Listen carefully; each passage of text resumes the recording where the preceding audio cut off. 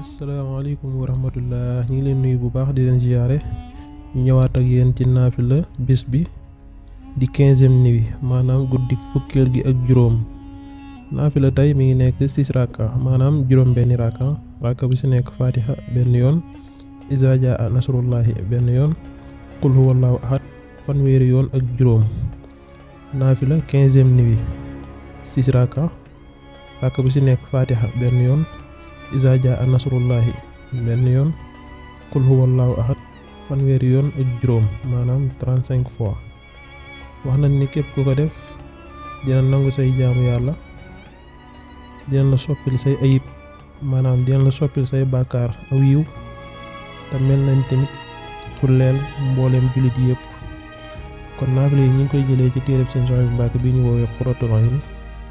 képp ku ci bëgg yeneen leeral description vidéo bi ci suuf vidéo bi dinañ fi def benn lien Telegram pour nga mën a am téere boobu. kon ñu leen sant bu baax di leen gërëm di leen ñaanal kooru jàmm jërë ngeen jëf.